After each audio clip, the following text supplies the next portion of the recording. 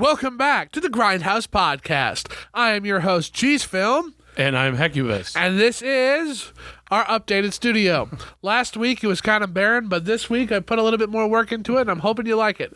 Coming at you this week. I like it. Thank you. Coming at you this week, if you were carefully paying attention to the end of last week's podcast, is one of Sci-Fi's most popular and famous movies of all time, The Forbidden Planet. It's up there.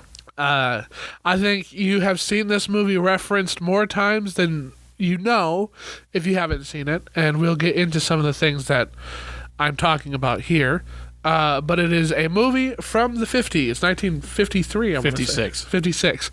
And it stars Leslie Nielsen as our titular main character, and introduces I loved this in the credits. It introducing Robbie the robot, which is hilarious. It's a hilarious gig, and he does pop up in other things in the coming decades. But he was made for this movie. And he was made for this movie, yes. This is his debut. This is where he's going to be coming from, and where a lot of good sci-fi tropes originate in this, because it's a sci-fi movie, tried and true. Like, this isn't a... This is the first science fiction movie where instead of aliens coming to Earth, Earthlings go to another planet. Yeah. A forbidden planet. And, all right, since you said that, like, I think Leslie Nielsen was asked one time, or it was in an interview, and he said that the interviewer said this could have been the pilot for Star Trek. It could have been the first Star Trek episode, and Leslie Nielsen said maybe it was. Because it could be. Because the actual first episode of Star Trek, they go to a planet that ends up... They make the pilot. The studio kind of doesn't like it. It doesn't do too good. They redo some things. William Shatner comes in, and they do a whole nother pilot. And I think it's called The Cage. It's a 2-part episode. And it's basically a rehash of the one that they had already shot. And it also deals with mind control things. And it's the only planet in the entire Federation that is forbidden to go to. Well, look at that. Yeah. So this is my first time watching this movie. This was on my top 10 movies you have to watch at some point for so long. You should. And everybody should. And I finally got around to watching it, and here we are going to talk about it. It, I think, is not what I was expecting it to be at all. The poster of this, I felt... the poster. Gives a different vibe. It does. Than that what never this movie, happens. Yeah. Robbie the robot is never carrying the girl. Ever. He's never carrying the girl. Or Arista, something like that. He's also not a bad guy. I thought Robbie the robot would be an antagonist at some point, especially because they show it up when he's first kind of introduced. Mm-hmm. The doctor there, he's like, go ahead, aim at the men, fire. And like he starts malfunctioning. I thought that was going to come back into play. Right. And it does, but not in the way I thought it was going to come back in. He's a very peaceful robot. He's a good guy. He is. Robbie is a great robot companion. So it was nice not to have my anticipations be correct, because the entire time I was like, all right, the twist of this movie is going to be that like the robot is evil, those people are evil, they're gonna kill all the humans, right? And that's not what happens, and I'm very happy about that.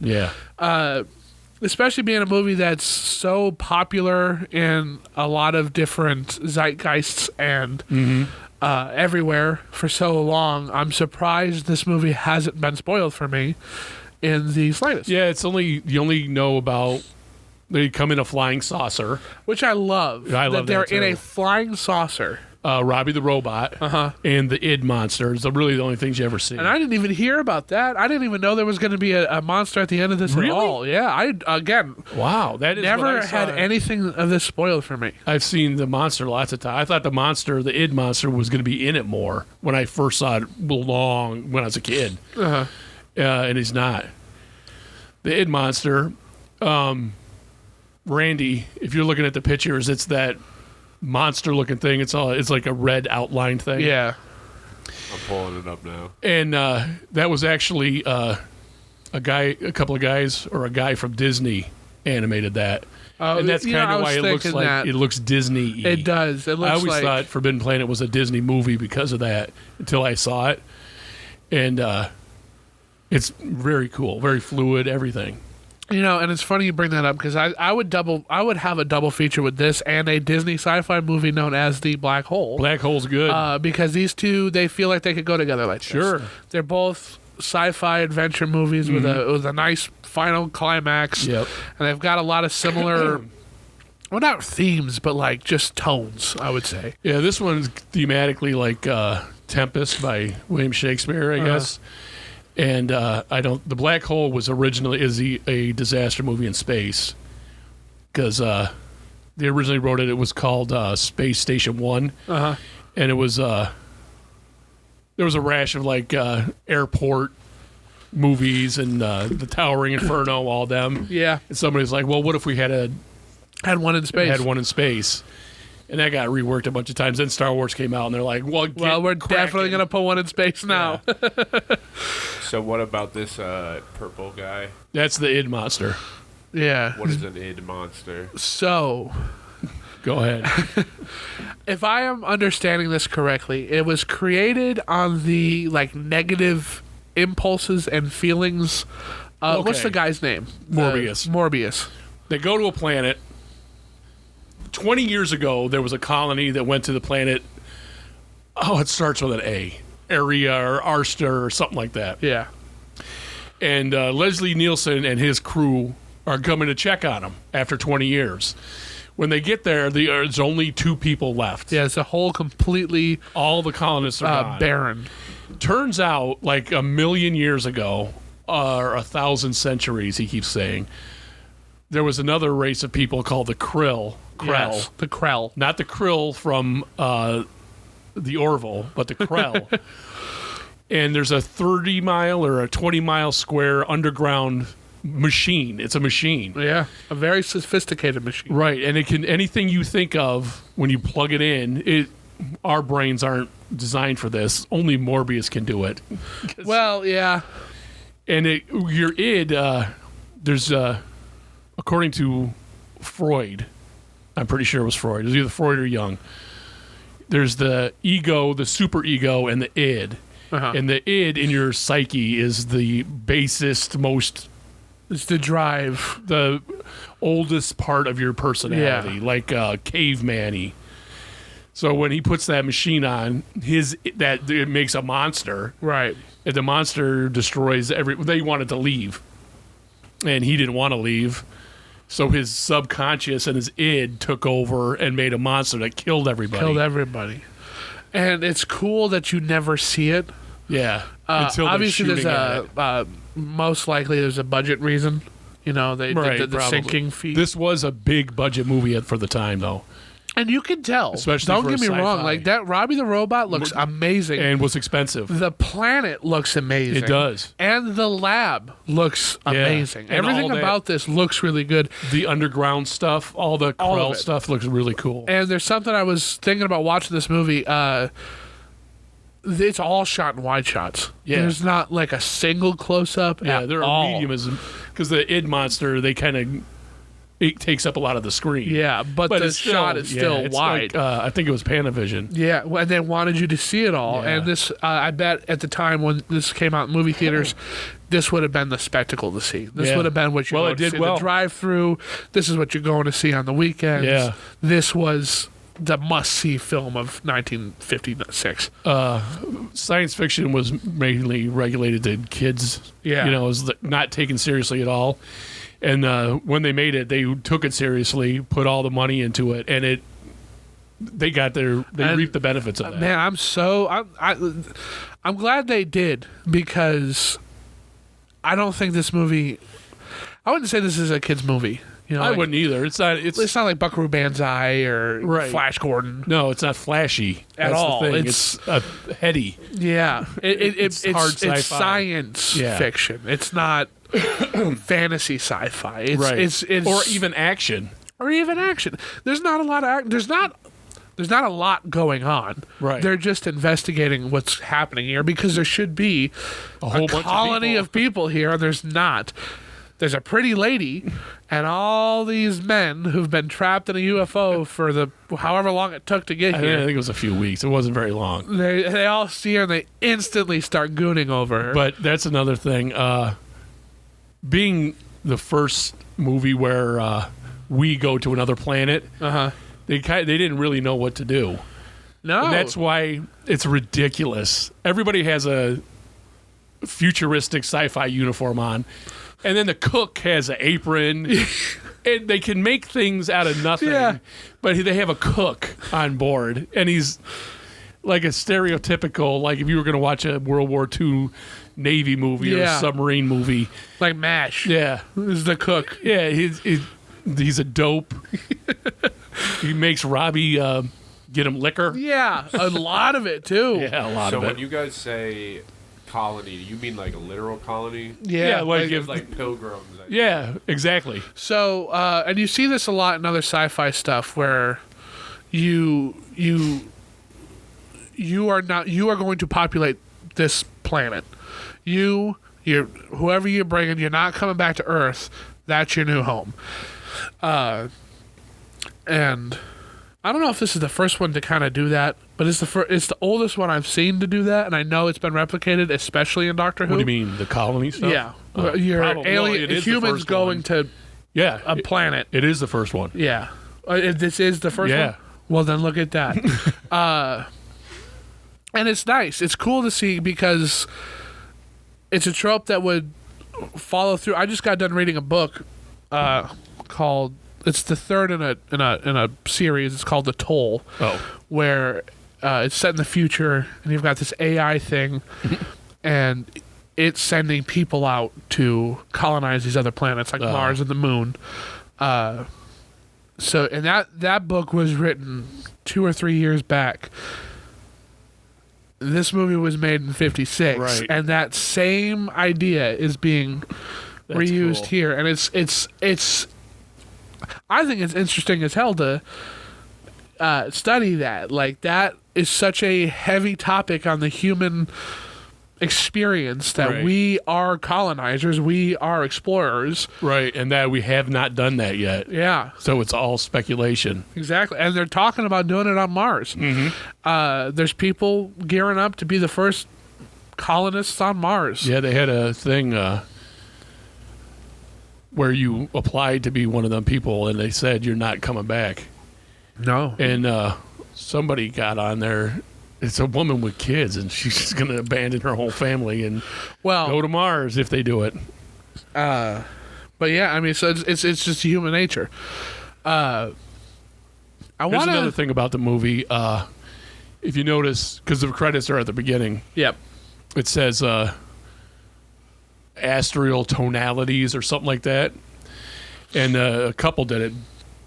What are their name? BB and Louis Barron, and they're not in the Union. That's why it says tonalities. And this was the first soundtrack that was completely electronic. Really? Yeah, they are electronic musicians, and they're not in the Union, so they couldn't call themselves musicians in the credits. That's why it's tonalities, and they couldn't get any kind of Academy recognition for it. But everybody does recognize how great it was, and it is really cool and non-linear. It's the music is music-y, but not really. It's sci-fi. It's very futuristic. I was thinking about the music in this 50s too, because I thought it was it at some points it didn't feel like it fit what was going on. It felt atmospheric, like it's telling a whole other story. So I imagine if you got the soundtrack for this and you popped it on and you just sat there and listened to the whole thing, you would have a pretty different experience with that, taking you on a whole different trip. And then you put it with this, and it creates something we haven't really seen since, I don't think. I don't think we've seen anything like this since. Not really. But this is also made back when that was it. They already did that. They're not going to do it again. Mm-hmm. They want something new. Yeah. So maybe in a couple of years they're going to remake this movie and we'll get it a different way. I doubt it. I'm kind of surprised that they haven't remade this movie. You know, wait a minute. I think they are. It might be in production hell, but they might, in a few years, have another Forbidden Planet movie. Interesting. It is. I wonder if they're gonna, because the Robbie robot is around still. Yeah, I think some guy owns it. A guy owns it. I saw a picture of the guy with it. So I mean, if you're gonna remake this, I think you should put that back in there. Yeah, that would be awesome. That would be awesome. And like, don't do a different version he made of it. It on the planet out of just stuff that was there. So you could easily, in today's special effects world, do the same thing. Have it be the same thing because it's scraps. Yeah, that's all it is. I mean, it's such an identifiable part of the movie too, is. And it's iconic. We have a picture of Robbie. He's on the poster. He's on the poster. You've seen him everywhere. He's in everything. That's sci-fi. He's been on they TV reference shows, him on all kinds of Lost in Scooby-Doo. Space. They do it on Looney Tunes. They do Lost in Space. They do it everywhere. Yeah. And for a while there, I think he had his own reoccurring appearance on a TV Probably show Lost for a in little Space. bit. It might be that. Because I got a buddy at work, Joey, who absolutely loves this movie. It's good. This is his favorite movie of all time. And he loves Robbie the Robot. He's got a whole bunch of different models of Robbie. That's cool. He was telling me about how he was a reoccurring character. They would go talk to the robot, and it's Robbie. And it's really cool that they do that. And it's cool that it's kind of a thing of its own. You know, like they created it, and it's for this movie, and it took off the way it did. Kind of like C-3PO and R2-D2. I was just going to say that. You know, yeah, they're it's always its own thing. But yeah, I mean, this movie's solid. I love this movie. The cinematography is beautiful. Oh yeah, it's got a cool story. It's kind of slow paced, but it pays off. I think I do too. When they're walking around the Krell's area and stuff, it's really well done and fantastical. I also think that the colors of the desolate planet being the exact opposite of their little house, right? Like with the flesh greenery and the blues and yellows of the lab, and the whole inside of the house is very bright, very welcoming, very warm, very what would come to be in the 60s kind of style too. Yeah, it was I mean, I don't think, well, maybe they did. It isn't really futuristic looking, but if you were to watch something that was like a upper middle class house or a rich person's house in the 60s, it would look like that. Yeah. But I'm glad you brought up the house. This is an MGM movie. Yep. It was filmed where The Wizard of Oz was filmed. And a lot of the plants in her garden were from the Munchkin Village. Oh, really? Yeah. That's cool. I think it's weird that they had the animals they chose to have in there. Like the tiger? Yeah, and then that part is awesome. The tiger was cool because it's like, a sense of danger. Right. And then she cuddles up with it. Yeah. But when it's going to attack and he zaps it, it looks phenomenal. Huh? What? Are we talking about the blonde lady? Yes. Yeah. All right, she's on screen. But, that was a split screen. They had the tiger jump off and him shoot totally different times. Oh, that's neat. But it looks phenomenal. It looks so cool. Great. It does.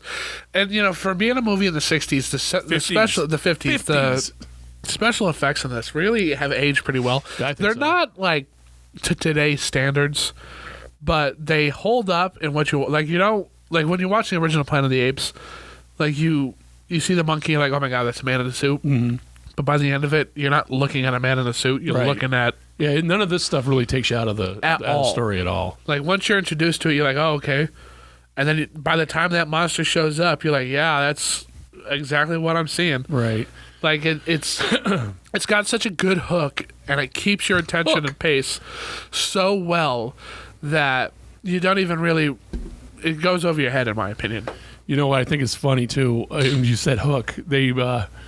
the first time the id monster attacks them. You don't see it or anything. You just see footprints in the dirt, and that's a pretty cool. It's a really cool effect. But then they make a giant mock-up of it out of plaster of Paris. Now, why would they bring that? Do you know what I mean? Why would they bring that much plaster of Paris? Because it's a giant. It's like it's huge with a giant claw. I was thinking that today before I came over here. But why would you bring that? Just in case. Right. I guess so. Because you can't go get it. Got everything in the kitchen sink in that little saucer. I love the little saucer. I think that's such a great idea. It is. Because, like... They make it believable on the inside, too. Yeah. I love that. It's so retro, so sci-fi, so of this time. It's retro now. But it was of the time then. And it's cool. Because like it's the day the Earth stood still, like they come into with the UFOs, all that kind of stuff, and now just to see it the opposite, like the alien invasion is us in the UFO. Right. I think that's so cool. It is cool. It's great. The disc and the dome. I love it. I think it's so cool. And the sound, the little theremin sound. Ooh, yeah. They really went all out on this. Yeah. And they thought about it, tried to make it plausible. Yeah, like it's every step of it. They put the science in science fiction for this. Yeah, they did. And I mean, again, it's one of the most infamous sci-fi stories of all time. So these are all the reasons why. Yeah. There was great care in this movie, and it shows and it holds up. I think it holds up too. And I think kids, depend on how old you were, it's not going to hold their interest until like the robot comes out or the monster's on there. It's very, it's a wordy. It is. It's kind of, it's for older audiences. Yeah, maybe, but anybody can watch it. There's nothing obvious from the 50s. Yeah. There's no swearing. Nope. The only thing is... well, the drinking's there, but it's played as a goofy farce. Right, and the two guys fighting over the girl, the only girl. Yeah. That's really it. There's a part in there where I kind of felt like it was a little cringy when she's like, well, I don't know how to kiss. Will you teach me how to kiss? And, like, I'm glad you don't know how to kiss because the only other person here is your dad. Yeah, right. But, good God, I just thought that was stupid corny. Yeah, it is corny. What else did you guys hate about this movie? Nothing. Hate? Yeah, no, like you're like, Nothing. Honestly, I think just the kissing thing. Well, and I didn't really care for the love triangle stuff because it didn't feel like any of them should care. I didn't care either, but that's not hating it. I just didn't care. Oh, yeah, there's nothing in here I hate. There's nothing in here I'd take out. I just wasn't a fan of... it just felt pointless that there was a love triangle in this. Yeah. Like, because, you're all military men. Uh-huh. Right. This is a foreign lady. You're not going to marry her. That shouldn't be what you're on here to do. And one of them ended up... One of them sacrificed himself for her. Yeah. But, like, that's not what you're here for. So, like, come on. Get to the mission. Right. But it's a deadly mission, too. Hell yeah, it is. So talking about the guy who sacrificed himself, they introduced the Krell's machine, and he says, like, it's unbelievable. I have no idea how it works. I had an IQ of, I forgot what he said, and then he used it, he hurt himself, he went back into it, and his IQ went up. Yeah. And was able to do stuff now. The other guys weren't able to do anything. No, one guy died doing it. And one guy died doing it. I wonder if it's the drive was stronger in him, in, what's his name, Zaius? Morbius. The id monster was stronger in him, which is what let him do that. Right, because that is what destroyed the Krill, was their id. Or it's just a luck of this draw, because there was everybody else who tried it died too, other than him. Yeah. I think that's just an interesting concept. I also like how big it is. Yeah. Like, it's enormous. Prometheus, I think it is, the alien movie. Like they're exploring the ship and everything's huge. Yeah. Because the engineers are huge. Right. So you got these people holding this giant head thing and they got it squeezing on their little heads because they're and you never see the Krill. I have no idea what they look like. Just what they left behind. And you're just left to infer what all of this is. And Look upon my works, ye mighty, and despair. Yeah. It does a lot of world building in the unknown. I think that's cool too. I do too. And it's totally self-contained. It's not like they set it up for a sequel. No, yeah, it's over. Yep. The end, and that's it. I do want to point out though that I'm used to Leslie Nielsen being funny, a comedian. Yeah. I don't think you are. You grew up with a straight-laced. It was Airplane was the first time I ever seen Leslie Nielsen, and then Police Story or Squad, and then the Naked Gun movies and all that. So yeah, I was expecting him to make jokes, and he never. Turns out he doesn't get most of the jokes he makes in those movies. He doesn't understand why it's funny. He just says it. Yeah, that's probably why it's so funny. Yeah, is because he's so deadpan about it.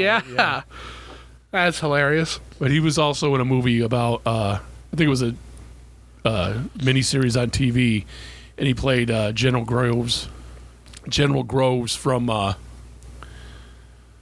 the atomic bomb stuff, and he was not funny in that either. I was expecting him to be funny in that. Nope. And he's a good dramatic actor. He is. He, like Jeff Daniels, is really good with comedy. Yep. But he also is very good with dramatic stuff too, which is just we don't talk about stuff. He's like underrated. I he's think because very he underrated. did so much comedy stuff. Like, no hate to like DiCaprio and Robert De Niro, but like Leslie Nielsen deserves all that praise too. Yeah. He's just as good.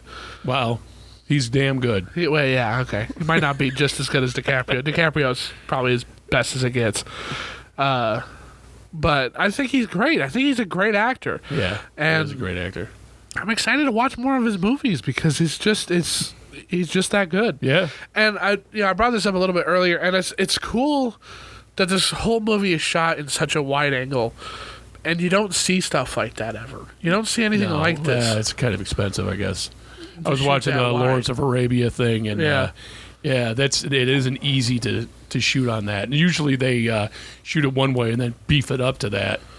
Yeah. So the whole thing to be like that. MGM gambled on it, and I'm glad that it paid off. Paid off great, and you don't see it a lot, so when you get to see it just on a movie you're not expecting it, it just sells it even more. I would put that up there with Lawrence of Arabia. I think this and Lawrence of Arabia got some pretty good shots in it. Yeah, a couple. But yeah, I just think this movie is just so good. I honestly do God, too. I'm going to sound like a broken record, but like it's so good. I give it 2 thumbs up as well. There's a lot that came from this too. It's so influential. A lot of like the Doctor Who stuff. A lot of that has this to thank from it. We got a lot like what was that other one?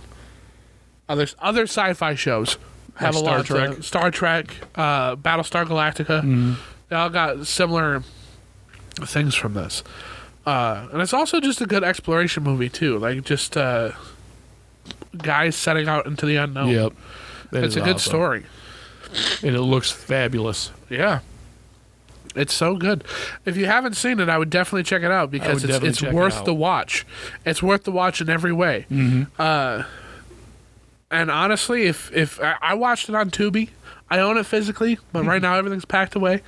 But it was on Tubi TV, and I crushed it. I just put it on and got some popcorn and a soda, and I watched the whole thing, and it's only an hour and a half long.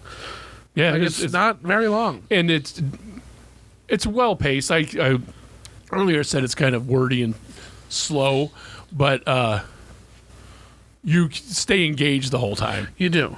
You're watching the screen the entire time. Yes, and there's not a whole lot of like dead air. There's not a whole lot of dead space. There's not a whole lot of like, because like you could have done that. You could have waited like 25 minutes and just been like the people on the planet for so long, and then you discovered the 3 of them. But you don't. No, they get right to it. Instantly met.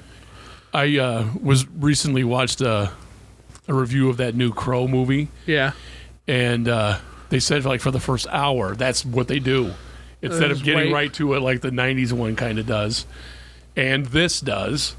They drag it out, so to speak. That's a shame. It is. I'm not anti-long movies or anti... Me neither.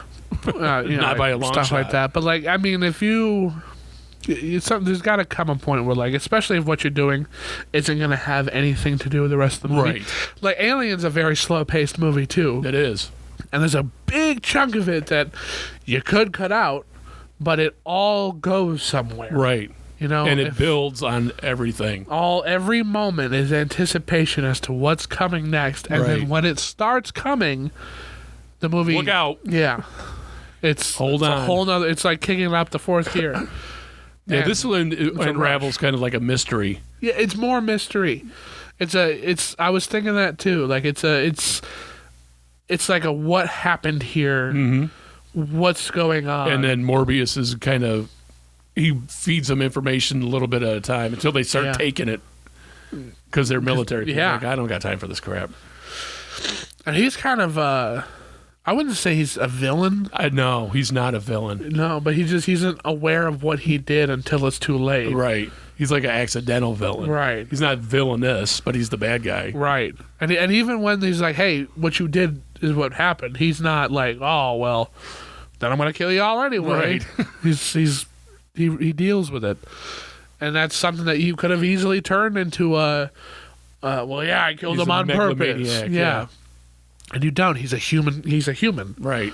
And he has human problems. And his frailty is what the villain is, right? Because even at the end, he wants to protect his daughter. Yeah, you know that's what he's trying to do. And they're not ever against him. No, they're going to do what their mission is. Because they're part of that mission, the colony was. Yeah, it's very good. It's very good. And it's easy to digest. If you want to get into sci-fi, if you want to get into anything like that, watch this movie. It's a must-watch. I'm so happy I watched it.